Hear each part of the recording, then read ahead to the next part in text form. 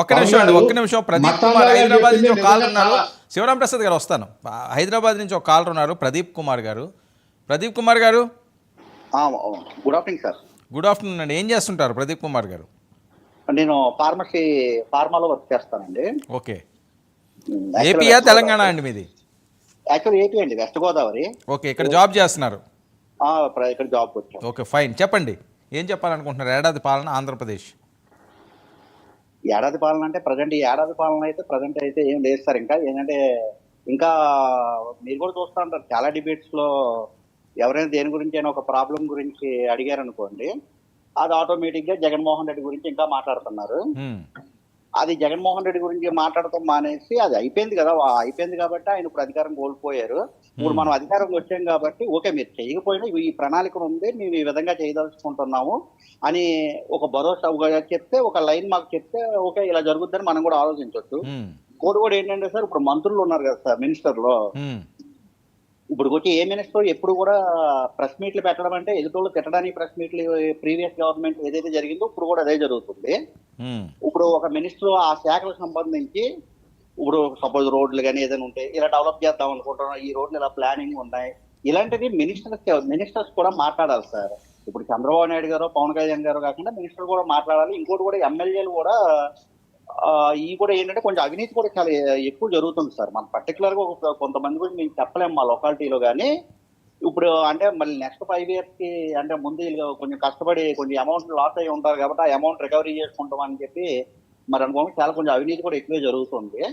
ఇంకోటి కూడా sir, main problem ఏంటంటే, ఇప్పుడు మన మెయిన్ స్ట్రీమ్ ఛానల్స్ ఒక 10 ఉన్నాయి అనుకో సార్, న్యూస్ ఛానల్స్.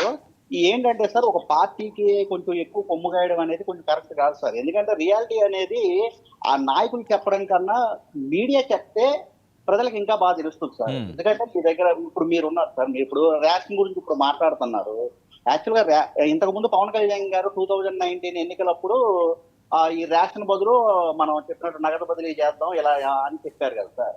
ఇప్పుడు ఎందుకంటే ఆ శాఖ వాళ్ళ దగ్గరే ఉంది కాబట్టి అది ఇంప్లిమెంట్ చేస్తే దీన్ని అరికట్టవచ్చు. ఎందుకంటే ఆ రేషన్ అరికట్టడం అనేది జరిగేది కాదు సార్, అది జరుగుతుంది. కాబట్టి ఆ పర్సన్స్ బట్టి, కార్డు మీద ఉన్న నెంబర్స్ బట్టి మీరు ఎంతైతే నగదు చేయాలో అది డైరెక్ట్ గా బదిలీ చేశారు అనుకోండి, ఈ మాఫియా తగ్గుద్ది. ఇంకోటి కూడా సార్, మెయిన్ ఏంటంటే, మనం ఇంతకు ముందు హైదరాబాద్ డెవలప్ చేసుకుంటే అనవసరం ఇక్కడికి వస్తే ఇప్పుడు మేము వెళ్ళి హైదరాబాద్ లో జాబ్ చేసుకోవాల్సి ఉంటుంది. ఇప్పుడు కూడా ఏంటంటే సార్, మనకున్న జిల్లాల్లో ఇప్పుడు 13 జిల్లాలు ఉన్నాయనుకోండి, జిల్లాకు ఒక సిటీని మీరు సెలెక్ట్ చేసుకొని ఆ సిటీని కూడా డెవలప్ చేస్తే ఆ లోకల్ కూడా ఎంప్లాయ్మెంట్ ఉంటుంది. రేపు అన్నారు ఇప్పుడు కాకపోయినా ఒక 20 years కో 30 years కో మన స్టేట్ డెవలప్ అవుద్ది. రాత్రి ఏది చేయమని అడగదు. ఇంకోటి కూడా సార్, ఈ పథకాలు కూడా ఇప్పుడు వాళ్ళ అమ్మఒడి అన్నారు, వీళ్ళేమో తల్లికి 100 అంటున్నారు. ఈ ఫ్రీ బస్సులు ఏం అవసరం లేదు సార్. మనకి మెయిన్ ఒక పర్సన్ కావాల్సింది విద్య, వైద్యం, న్యాయం. ఈ 3 ఉంటే చాలు సార్. ఆ విద్యకు ఇప్పుడు ఆ డబ్బులు ఏదో అమ్మఒడి, తల్లికి 100 అని చెప్పి పెట్టే డబ్బులు ఏదో ఆ స్కూల్స్ మీద పెట్టి స్కూల్స్ డెవలప్ చేయండి సార్. అలాగే ఇప్పుడు ప్రైవేటు హాస్పిటల్ చూడండి, మన గవర్నమెంట్ హాస్పిటల్ చూడండి సార్. ఎందుకు గవర్నమెంట్ హాస్పిటల్, మరి అక్కడ కూడా శాలరీస్ ఇస్తున్నాం కదా మనం, ఎందుకు వాటిని డెవలప్ చేయలేకపోతున్నారు? అసలు అక్కడ పారిశుద్ధ్యత కూడా సరిగ్గా ఉండదు. ఒక మంత్రి అయినా ఎప్పుడైనా వెళ్ళి విజిట్ చేసి ఫోకస్ చేసింది అయినా కనబడతా సార్? ఆ శాఖ మీద ఏ మంత్రి అయినా ఇప్పుడు వచ్చి ప్రెస్ మీట్ పెట్టారా సార్?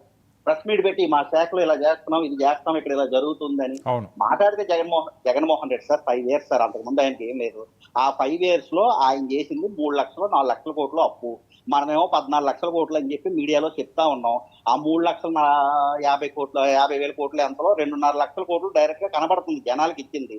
ఇప్పుడు కూటమి వచ్చి ఆల్రెడీ 1,50,000 కోట్లు ఎంత అప్పు చేసిందని మీ మీడియాలోనే వింటున్నాం. ఆ 1,50,000 కోట్లకి లెక్కపత్రం ఎక్కడా లేదు. ఇంకోటి పవన్ కళ్యాణ్ గారు కూడా ఈ సనాతన ధర్మం ఓకే సార్, మన ధర్మాన్ని మనం గౌరవించుకోవడం కరెక్టే, కానీ ఆయన కూడా కొంచెం ఫోకస్ చేయాలి సార్. ఆయన ఇప్పుడు జనసేన పార్టీ ఉంది, ఆయన ఆ పార్టీ బలోపేతం చేసుకోరు. ఇప్పుడు ఆయన దగ్గర ఉన్న ఎమ్మెల్యేలు, మంత్రుల మీద కూడా అవినీతి ఉంది. మీ ఛానల్